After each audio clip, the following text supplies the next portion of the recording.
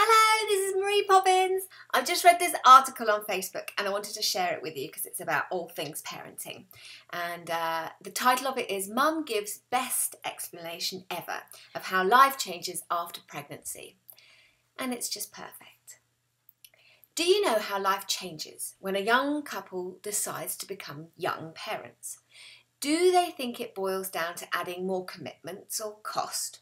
Or do they already know about the emotional toll and everything it entails? Here's a story that elucidates it all. This is from the mum. We're sitting at lunch one day when my daughter casually mentions that she and her husband are thinking of starting a family.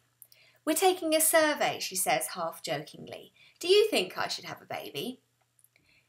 It will change your life, I say, carefully keeping my tone neutral. I know, she says, no more sleeping in on weekends, no more spontaneous vacations. But that isn't what I meant at all. I look at my daughter, trying to decide what to tell her. I want her to know what she will never learn in childbirth classes. I want to tell her that the physical wounds of childbearing will heal.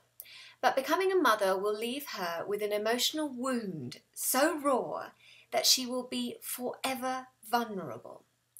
I consider warning her that she will never again read a newspaper without asking, what if that had been my child? That every plane crash, every house fire, every gun crime in a school will haunt her. That when she sees pictures of starving children, she'll wonder if anything could be worse than watching your child die.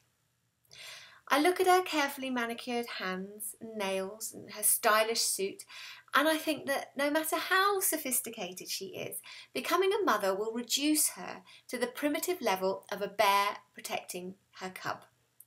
That an urgent call of mum will cause her to drop a souffle or her best crystal without a moment's hesitation.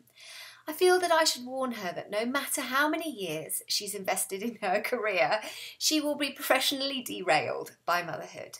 She might arrange for childcare, but one day she'll be going into an important business meeting and she'll think of her baby's sweet smell and she will have to use every ounce of discipline to keep from running home just to make sure her baby's all right. I want my daughter to know that everyday decisions will no longer become routine. That, for example, a 5-year-old boy's desire to go to the men's room rather than the women's at McDonald's will become a major dilemma. That's right there, in the midst of clattering trays and screaming children, issues of independence and gender identity will be weighed against the prospect that a child molester may be lurking in the men's restroom, and there's nothing you can do about it if he goes in there alone. Looking at my attractive daughter, I want to assure her that eventually she will shed the pounds of pregnancy, but she'll never feel the same way about herself again. That her life, now so important, will be of less value to her once she has a child. That she would give herself up in a moment to save her offspring, but will also begin to hope for more years, but not to accomplish her own dreams, but to watch her child accomplish theirs. I want her to know that a caesarean scar or shiny stretch marks will become a badge of honour. My daughter's relationship with her husband will change, but not in the way she thinks. I wish she could understand how much more you can love a man who is careful to powder the baby, who never hesitates to play with his child.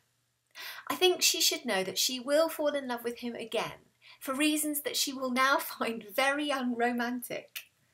I wish my daughter could sense the bond that she will feel with women throughout history who have tried to stop gun crime, to help protect their children in schools, who have tried to stop war, who have seen babies washed up on shore, dead from trying to cross, the Mediterranean into Europe, to try and stop prejudice, to try and stop drunk driving.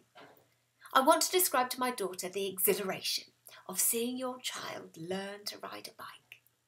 I want to capture for her the belly laugh of a baby who is touching the soft fur of a dog or a cat for the first time. I want her to taste the joy that is so real it actually hurts. My daughter's quizzical look makes me realise that tears have formed in my eyes.